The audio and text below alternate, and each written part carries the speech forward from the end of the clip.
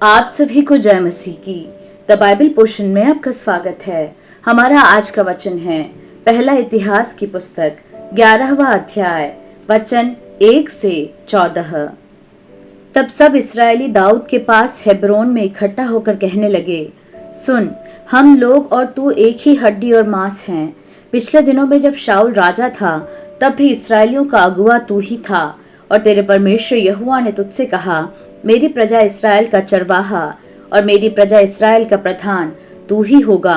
इसलिए सब इस्राएली पुरनिये हेब्रोन में राजा के पास आए, और दाऊद ने उनके साथ हेब्रोन में यहोवा के सामने वाचा बांधी, और उन्होंने यहोवा के वचन के अनुसार जो उसने शमूएल से कहा था, इस्राएल का राजा होने के लिए दाऊद का अभिषेक किया। तब समस्त इस्राएलियों समेत दाऊद यरूशलेम गया, जो यबूस भी कहलाता था, और वहाँ यबूसी नामक उस देश के निवासी रहते थे। तब यबूस के निवासियों ने दाऊद से कहा, तू यहाँ आने नहीं पाएगा। तो भी दाऊद ने सिय्योन नामक गढ़ को ले लिया, वही दाऊदपुर भी कहलाता है। दाऊद ने कहा, जो कोई यबूसियों को सबसे पहले मारेगा वह मुख्य सेनापति होगा।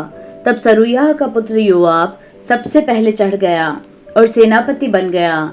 तब दाऊद उस गढ़ में रहने लगा, इसलिए उसका नाम दाऊदपुर पड़ा। उसने नगर के चारों ओर अर्थात मिल्लो से लेकर चारों ओर शहरपनाह बनवाई, और योआब ने शेष नगर के खंडहरों को फिर बसाया। दाऊद की प्रतिष्ठा अधिक बढ़ती गई, और सेनाओं का यहोवा उसके संग था। यहोवा ने इस्राएल के विषय जो वचन कहा था, उसके अनुसार दाऊद के जिन शूरवीरों ने समस्त इस्राएलियों समेत उसके राज्य में उसके पक्ष में होकर उसे राजा बनाने को जोर दिया, उनमें से मुख्य पुरुष ये हैं।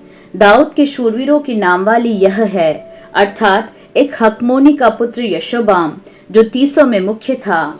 उसने 300 पुरुषों पर भाला चलाकर उन्हें एक ही समय में मार डाला। उसके बाद अहोही दीदो का पुत्र एलियाजार, जो तीनों महान वीरों में से एक था, वह पसदम्मीम में, जहां जौ का एक खेत था, दाऊद के संग रहा। जब पलिश्ती वहां युद्ध करने को इकट्ठे हुए थे और लोग पलिश्तियों के सामने से भाग गए, तब उन्होंने उस खेत के बीच में खड़े होकर उसकी रक्षा की और पलिश्तियों को मारा, और यहोवा ने उनका बड़ा उद्धार किया।